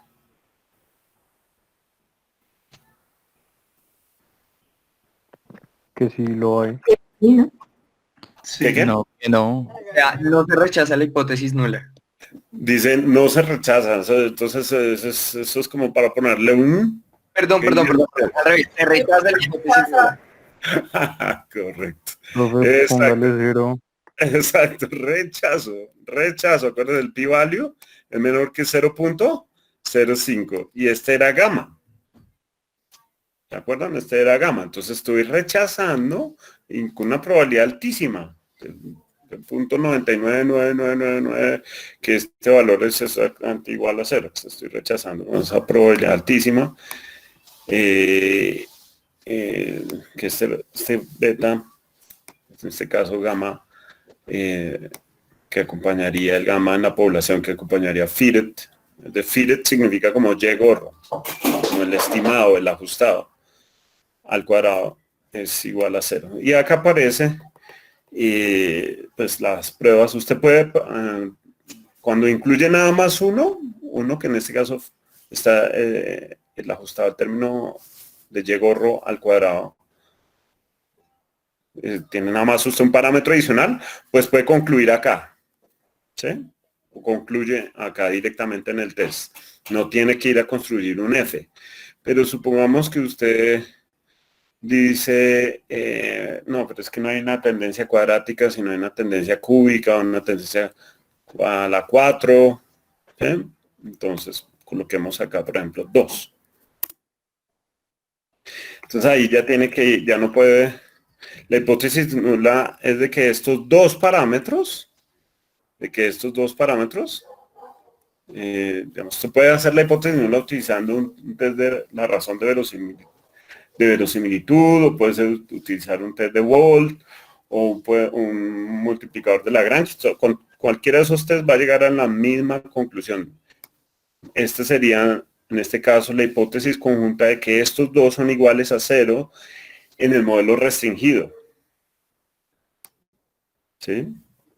Y bueno, entonces acá aparece el F y estoy rechazando la hipótesis de que estos dos coeficientes en conjunto son estadísticamente iguales a 0. Estoy rechazando eso. Y acá tengo el test de la razón de verosimilitud. La razón de también estoy rechazando. Fíjense que son parecidos. Este sería el test de Wald, que es una F, y el test de la razón de verosimilitud. Acá aparecen la suma de residuos al cuadrado módulo restringido, la suma de residuos al cuadrado módulo restringido, si usted quisiera hacer esto a mano. Bien, entonces fíjese que en este caso tengo Y-gorro a la 3. También fue significativo. Sí, adelante, alguien iba a preguntar. Sí, con relación al estadístico de Dorvin Watson, Sí. digamos, usted ya pues mostró que había un error de especificación en el modelo, pero entonces igual, digamos, acabo de mirar como lo que usted señaló de, o sea, en el cuadrito que el Dorvin Watson sigue sin estar muy cercano a 2. Sí, porque Entonces, ese realmente no es el modelo verdadero, pues eso sería una o sea, crítica. bueno, a eso es a lo que iba, o sea, digamos que ahí solamente el test de Ramsey nos dijo como, hey, hay un error de especificación, y el de Dorvin Watson sigue diciéndonos, pero hey, en ese modelo hay un error de correlación. Todavía hay autocorrelación, sí, en esta todavía hay autocorrelación de orden 1. Sí. Por eso, digamos, porque realmente este no es el modelo verdadero es un modelo de Fibonacci que yo tengo por allá en la población, ¿sí? Pero estoy tratando, usted nunca conoce el modelo verdadero. Esa es la crítica que le hacen al test de Ramsey, porque uno nunca conoce cuál es el modelo verdadero. Si no estoy haciendo unas transformaciones de mi modelo original. ¿Sí? Esa Sí. sería la debilidad del test. Sí, o sea, es como que o sea, el test de Ramsey le dice, ese no es, y ya. Sí, le está diciendo ese no es, pero no sabemos cuál realmente es, pero por lo menos ese que usted está corriendo tiene problemas de especificación. ¿Sí? Sí, sí, señor. Esa, más o menos, sí, esa línea. Vamos a incluir un término adicional, un Y-gorro a la 4. Vamos a incluir un Y-gorro a la 4. ¿Sí? Ese Y-gorro a la 4 ya no es significativo. ¿Sí? Pero fíjese que en conjunto los 3 parámetros que están bajo la hipótesis nula, esos son los 3 parámetros que están en la hipótesis nula y que son iguales a 0 en la hipótesis nula. Esos 3 parámetros que aparecen aquí. Pues en conjunto son estadísticamente diferentes de 0. Pues básicamente porque estos dos sí son bien diferentes de 0. Entonces arrastran este. Por eso siempre ustedes en las pruebas de hipótesis hagan contrastes individuales y contrastes conjuntos. Eso es bueno que ustedes siempre lo hagan. Para tener como más certeza de lo que ustedes están haciendo. Bien, muchachos. Ese es el problema, el test de Ramsey de especificación. Miremos acá. El modelo verdadero es este, es una serie de Fibonacci. Es un modelo de Fibonacci. En econometría 2 lo van a ver ustedes, lo pueden preguntar. Bueno, yo normalmente en mis cursos de econometría 2 hablo de ese modelo porque a mí me ha funcionado muy bien. Pero si no, le preguntan a su profesor con el que vayan a ver econometría 2, que les hable de ese modelo, que a mí me parece que funciona bien. Mire, este es el Dorvin Watson en el modelo verdadero. Es decir, muy cercano, ¿cierto? Al valor de 2, aunque dado que acá hay variables dependientes rezagadas, estas variables que están rezagadas, hay que utilizar una transformación de este Dorvin porque se ha demostrado en simulaciones de Monte Carlo que este Dorvin queda sesgado cuando tengo la variable, hay una variable dependiente, en este caso z, aparece rezagada en el modelo. ¿Ven? Entonces hay que hacer el Dorvin H. El Dorvin H. Alguien, no sé, y eso sí, para que lo anote también el profesor asistente, para que lo anote. También porque el Durbin H se puede utilizar cuando hay variables endógenas. Y el Durbin H tiene la siguiente fórmula, si la quieren anotar. El H de Durbin, lo busco acá rápidamente, que perdí la página. ¿Me están viendo el tablero? ¿O siguen viendo ahí mi...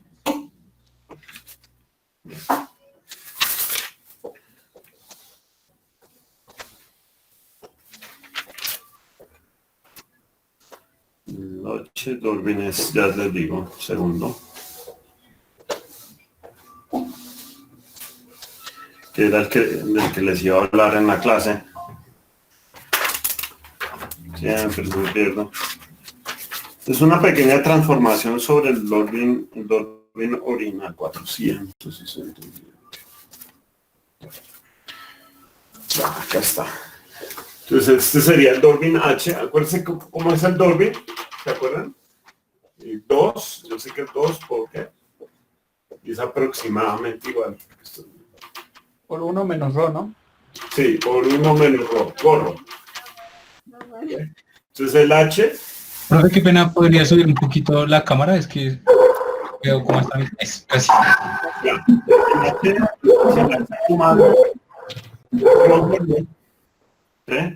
tomarle la raíz cuadrada y ya el número de observaciones, coloco T mayúscula, es el número de observaciones por 1 menos T por la varianza del coeficiente donde beta gorro es el beta que acompaña, supongamos, la llama.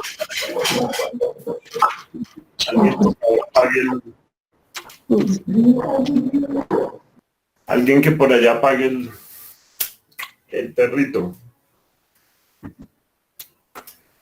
Y supongamos que esta es la regresión Y sub T igual a alfa más gamma YT menos 1 más beta por X sub T más beta 1 más beta 2 por X sub T X1, X2 sub T y así sucesivamente más sub T. Este es un modelo. Entonces, ¿cómo aparece la variable dependiente con un rezago, como en el modelo de Fibonacci que les acabo de mostrar? Este Durbin queda sesgado, pero nos dimos cuenta que pues, el sesgo es asintótico. Si se dieron cuenta que el valor era muy cercano a 12, nos daba 1.87, 1.88. Es un valor muy pequeño, pero si usted ya va con, digamos, a ser muchísimo más estricto, pues entonces asintóticamente el Durbin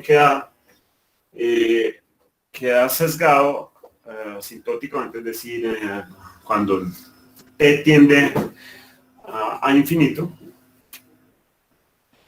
Y entonces usted lo que hace es tomar el rho gorro, que lo puede despejar del Durbin. Recuerde que el rho gorro es igual a ¿qué? A 1 sobre 2 menos... ¿sí? Estoy despejando acá. Ay, Dios mío, ¿dónde lo hago? Durbin es igual a 2 menos 2 rho gorro. Entonces 2 rho gorro es igual a 2 menos Durbin. Entonces rho gorro es igual a 1 menos 1 medio de Durbin. Esto, ahora sí. Entonces cogen este rho gorro, lo reemplazan acá, toman el número T del tamaño de la muestra en su regresión. Este también es el T del tamaño de la muestra en su regresión. Y lo multiplican por la varianza de este, cuando estimen esto por mínimos cuadrados ordinarios. Entonces ustedes estiman esto. Entonces, la varianza de este término lo reemplaza acá y ya tiene el test de H de Durbin. Y ese test H de Durbin pues es muchísimo más fácil de interpretar que este. Si a ustedes les pareció fácil el Durbin-Watson, el test H es muchísimo más fácil porque se distribuye como una normal estándar. Este está esto. Es decir,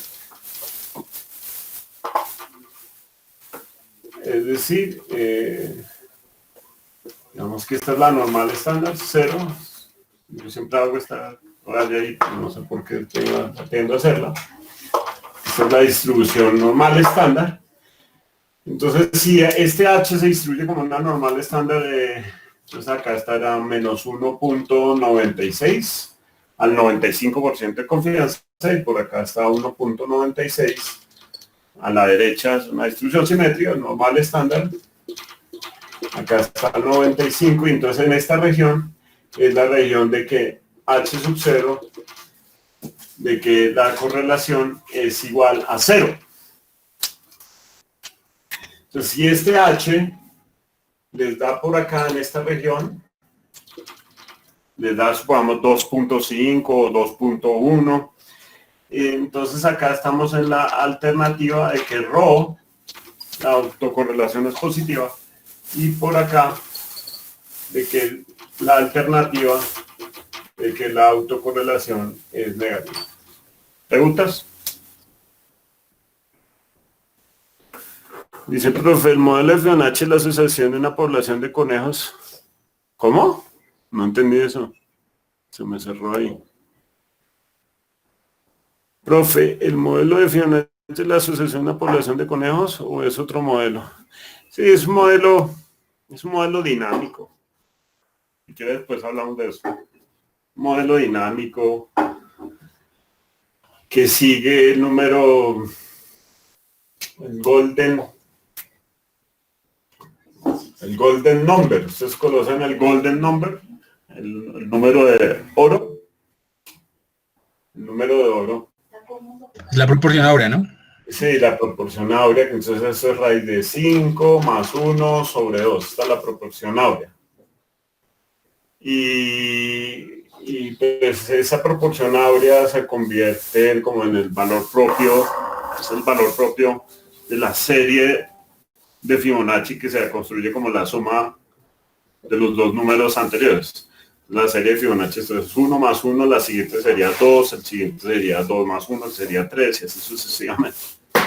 Entonces, si usted hace esa serie infinito, pues ahí vuelve eso, digamos, esa serie la construye como, digamos, la modela como un proceso dinámico de ecuaciones en diferencias dinámico, y se resuelve porque esas ecuaciones en diferencias se pueden escribir pues matricialmente, y ahí entonces dependen de una matriz, y el valor propio de esa matriz tiende a ser este número, pero no hablemos de eso porque no corresponde a esta clase. ¿Listo? Se utiliza para muchas cosas, incluso para los modelos de cazador y presa que está hablando ahí. Entonces, alguien que habló de los conejos, Juan Sebastián, está hablando ahí de los conejos. Bueno. Pero esta parte quedó clara, muchachos. Sí, señor. Sí, profe. La parte de autocorrelación de orden 1 quedó clara. Listo. Yo creo que ya con eso quedamos con mínimos cuadrados generalizados. La parte de heterozasticidad, cuando la matriz de varianzas y covarianzas es diagonal, y mínimos cuadrados generalizados cuando la matriz de varianzas y covarianzas es no diagonal, que es el caso de la autocorrelación. Y hasta que iría el parcial, chicos, incluido el test de Ramsey. ¿Dudas? La próxima clase ya podemos hablar de máxima verosimilitud, porque yo pensé que habíamos hablado de eso, pero no. Listo. Voy a hablar de lo que me queda de la clase, de algunas interpretaciones del modelo de la ecuación salarial de Mills. ¿De acuerdo? ¿Sí? Yo tengo una pregunta. Es respecto a la prueba de número de condición y... Ay, ¿cómo se llama la otra? La de BIF, la de Variance Inflation Factor. Variance Inflation Factor. Tenemos que utilizar para hacer como en la prueba para todo. Tenemos que usar la media que nos da en cada uno de los parámetros. O sea, porque, por ejemplo, hice la prueba en Stata de Sí. BIF, y me salió que me daba una específica para cada parámetro y ¿Cada una específica de qué? una para cada parámetro BIF. O sí, un Variance Inflation Factor para cada parámetro, sí. Ajá, y después me dio una media. Entonces, utilizamos la media. Sí, pues el Variance Inflation Factor lo que le está diciendo a usted le está diciendo digamos eso, si el problema de la colinealidad, pues empieza a ser un problema. O sea, cuando digo que empieza a ser un problema, es cuando esas correlaciones entre las variables explicativas tienden cada vez a aproximarse a 1. ¿Sí? Entonces, cuando ya están muy próximas a 1, eso se vuelve un problema grave. Y entonces, cuando usted hace eso en Stata, efectivamente le sale un Variance Inflation Factor para cada una de las variables. Ese Variance Inflation Factor le va a dar a usted como una indicación de cuáles son las variables que son más problemáticas en términos de colinealidad. ¿Sí? Pero si usted quiere tener una prueba conjunta global, pues utiliza el del número de condición. Uy, perdón, que se me va a acabar la batería. Ok, muchas gracias, profesor. Sí, desde el índice, perdón, casi se acaba la clase por problema técnico acá mío. Entonces, si usted quiere uno global, una decisión global sobre todo el modelo, utilice el índice de condición o el número de condición, que es la raíz cuadrada del índice de condición. ¿Sí? Entonces,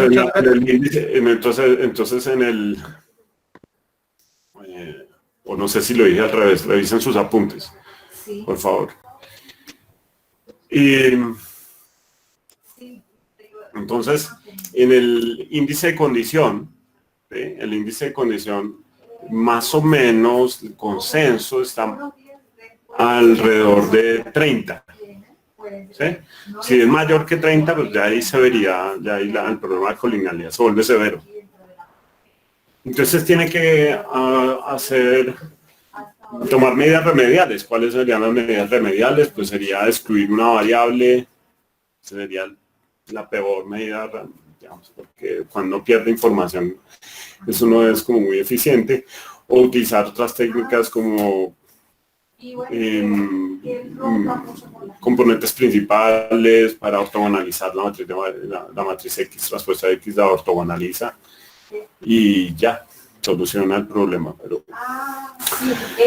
por el momento ustedes se pueden quedar con la solución remedial, pues sería revisar si la teoría económica no dice nada sobre esa variable que está ocasionando alta colinealidad, sobre esa variable problemática que usted está identificando con el BIF. Entonces es revisar si usted la tiene que excluir del modelo o la tiene que mantener en el modelo.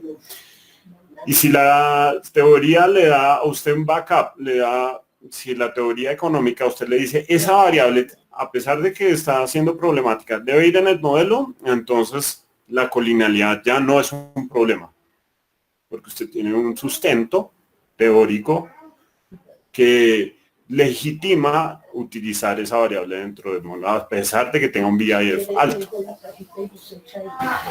O sea, como con una Cobb Douglas o algo parecido, ¿no? Sí, por ejemplo, en el caso de la ecuación salarial, entonces yo tengo el logaritmo de los salarios igual a alfa más beta por la educación, beta 1 por la educación, más beta 2 por la experiencia, más beta 3 por la experiencia al cuadrado, más u. Y esta es la ecuación salarial, ¿cierto? Si, lo más probable es que el BIF de estas dos variables pues sea un BIF alto. ¿Por qué? Porque X va a estar altamente correlacionado con x subido al cuadrado, ¿sí o no? Sí, por supuesto. ¿Sí? Entonces, en ese caso, ¿usted qué diría? Bueno, la teoría voy y busco, y si la teoría económica, por eso en el primer parcial, por allá cuando ustedes estaban hablando de qué tiene que ver la economía, ahí tiene que ver mucho, porque si la economía le está diciendo, no, esta variable tiene que estar elevada al cuadrado y tiene que ir en el modelo, porque los perfiles de ingreso son así. Los perfiles de ingreso teóricamente, como están conceptualizados en la teoría del capital humano, son perfiles cóncavos. ¿Sí? En ese caso, así haya alta colinealidad, para mí ya la colinealidad no es un problema, siempre y cuando tenga un respaldo económico. ¿Esa parte es clara para el resto del grupo? Sí, profe. Ok. Sí. Y por favor, sí, un poquito más representativo. Sí, profe. Sí, sí. Sí. O si hay un no, que lo diga, o que, como dicen, o calle para siempre. Ya, bien. Listo, entonces, sí, ahí lo más probable es que usted va a tener un VIF que le va a decir nuestras variables tienen alta colinealidad, entonces la medida remedial, saco una, pues está cometiendo un grave error porque usted está sacrificando la economía por un tema que es de cálculo.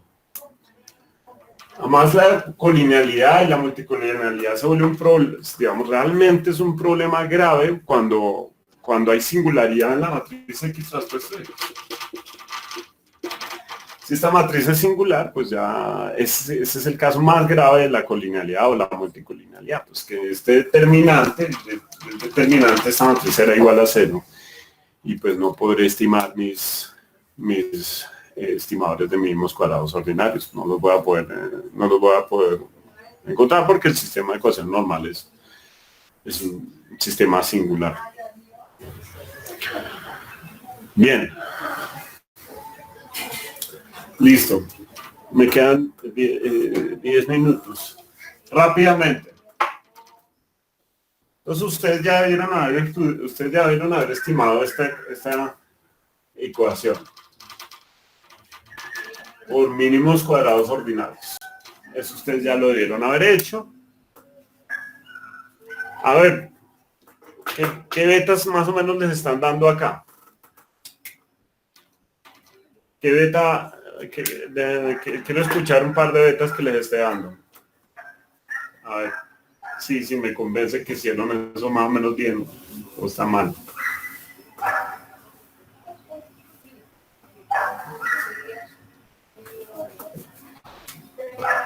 ¿Nadie lo ha hecho? Ah, chicos. Sí, profe, pero pues no tengo el número en la cabeza. Uy, eso es, uno se queda con ese número en la cabeza, chicos. Se quede pensando en ese número por la mañana, por la noche, se va y se acuesta en la almohada y se queda pensando en ese número. Porque son los resultados de su regresión, chicos. A ver, alguien que lo haya hecho, por favor, me diga un número más o menos aproximado, revisen ahí.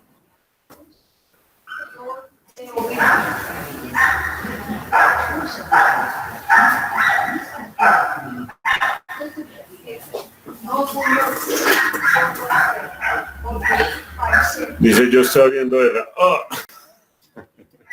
Bueno, entonces, más o menos les digo, ya que no lo tienen ahí a la mano. Profe, Este valor tiene que estar, yo creo que les tiene que dar aproximadamente,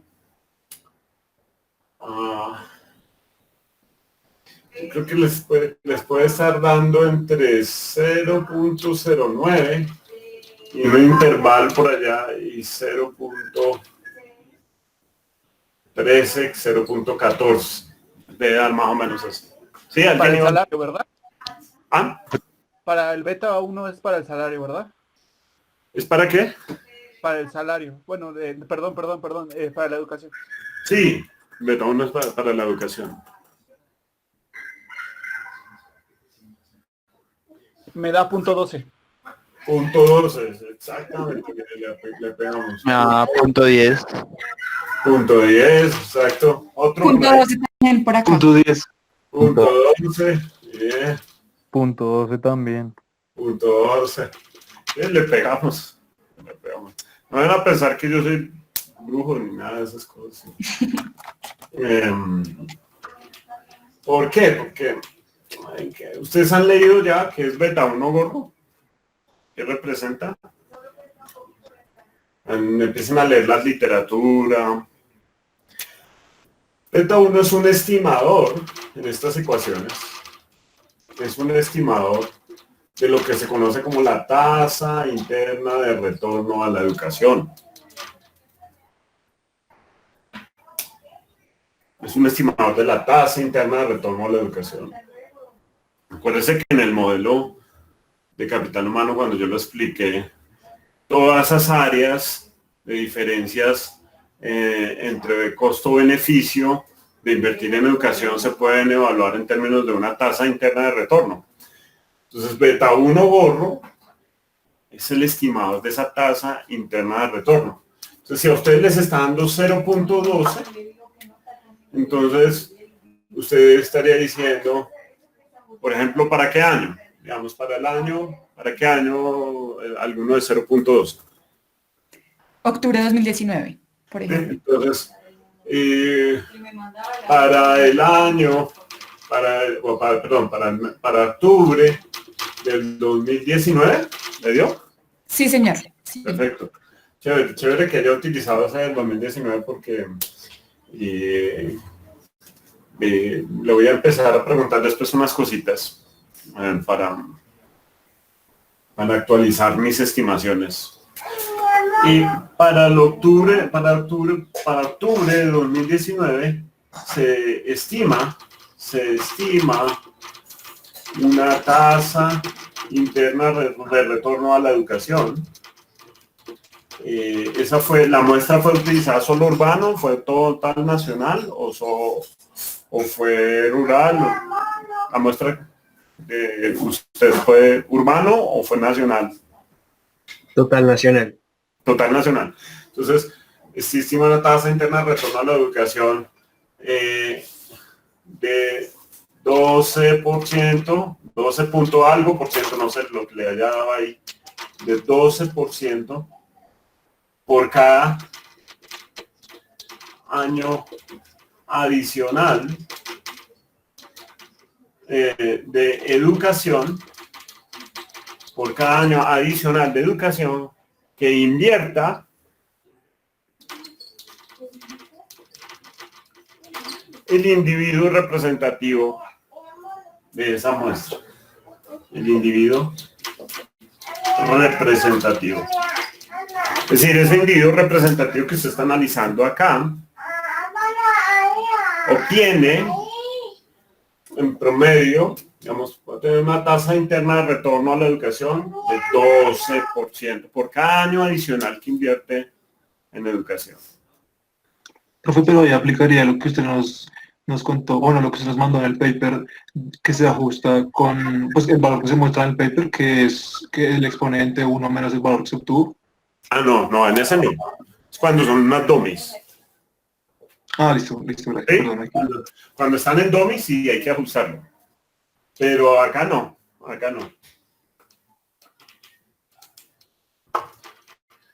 Porque entonces eso es esa tasa de retorno. Entonces volvámonos a la población. Beta 1. Nos devolvemos a la población, tomamos el valor esperado del logaritmo de los salarios, derivamos esa función de regresión poblacional con respecto a los años de escolaridad, y acá son los el valor esperado sería, y eso es igual a beta 1. Si estos son una función de regresión poblacional, esas derivadas son infinitesimales. Entonces, si yo las llevo a una derivada discreta, entonces tengo el cambio, y como tengo acá este cambio sobre un logaritmo, entonces me convierte, eso ya lo hice, por favor revisen en sus apuntes, que es entonces el cambio porcentual esperado en los salarios por hora,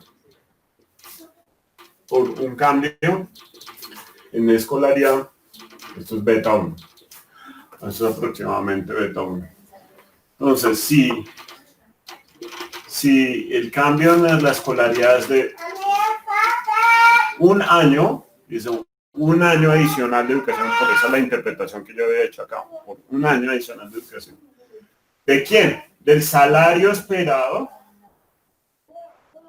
del individuo representativo. Un año adicional de educación adicional que tenga el individuo representativo, estoy observando un cambio porcentual esperado en su salario. Entonces esa es la tasa de retorno. Cambio porcentual esperado en el salario por hora, ¿sí? Es igual a beta 1. Y esta es la tasa interna de retorno a la educación. ¿Claro? ¿Hasta acá? ¿Dudas? Claro. ¿Sí? Profe, ¿y si ese beta 1 no fuese estadísticamente significativo? Yo le diría que tiene su regresión, está mala. Tiene un problema en sus datos.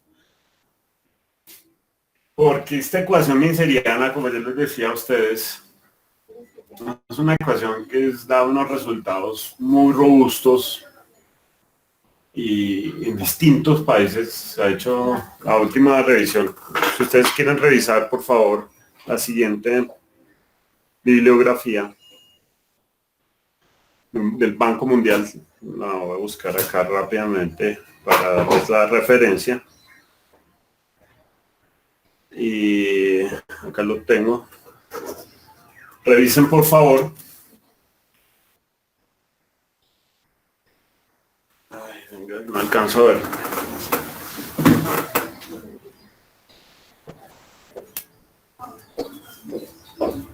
Montenegro y Patrinos. Ya, nada más si queda, no. Del 2014. Quiero que revisen esa bibliografía. Hace una muestra para casi 140 economías. Una tasa de retorno de la educación siempre significativa. Si fuera no significativo, como dice el profesor asistente, entonces no valdría la pena estudiar.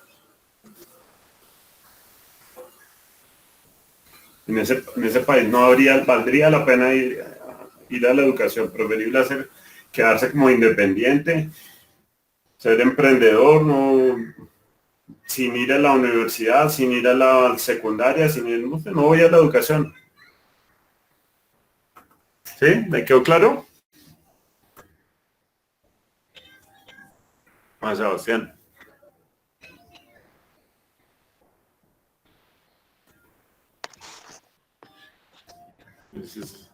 Sí, señor, gracias. ¿Sí? ¿Usted esperaría que la tasa de retorno fuera 0 para la educación? No, señor. Ah, ¿no es cierto? Teóricamente, pues estaríamos diciendo que toda la población, pues ustedes estarían perdiendo el tiempo también, ¿no? Recibiendo estas clases y todo eso, es gravísimo. Es más, Es que esa fue una discusión que tuve hace 2 años con unos compañeros de la maestría. Esa fue una discusión que tuve. a ver, ilústrenos.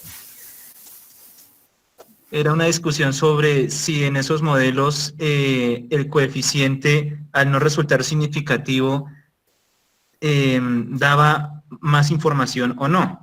Y un compañero me respondió, me dijo, me estás diciendo que de los miles millones de pesos que yo invierto en educación, no son significativos en este país, entonces sería mejor cerrar, apagar y vámonos. Entonces Claro. me decían algunos que aunque no sea significativo, la magnitud del coeficiente siempre nos está como una especie de intuición, siempre da algo de información. Esa fue la discusión que yo tuve. Sí. Sí. No, realmente usted se va a dar cuenta, usted ha estimado la ecuación miseriana con la ecuación. ¿La ha estimado, Juan Sebastián? Pues no para Colombia, lo he estimado para Estados Unidos. ¿Y qué significancia le dio en Estados Unidos? Porque ¿Con microdatos? ¿Con microdatos de Estados Unidos? Sí, sí, y daba significativa. ¿Cuál fue el? Claro, Con una eso base de datos de Woolrich. Con una base de datos de Woolrich daba significativa. No, esos datos de Woolrich son de libro de texto, no. Ahí mire más bien el PUMS, ¿cómo le llaman? PUMS es como la gran encuesta integrada de hogares en Estados Unidos, el PUMS. ¿Sí? Y seleccione usted una muestra así, unos 15.000, 20.000 personas, y ese beta le va a dar significativo al 99%. Creo que los muchachos, Listo, sin irnos a Estados Unidos, a los muchachos que ya intervinieron, el beta les daba significativo ¿con qué nivel de significancia? Los que dijeron 0.12.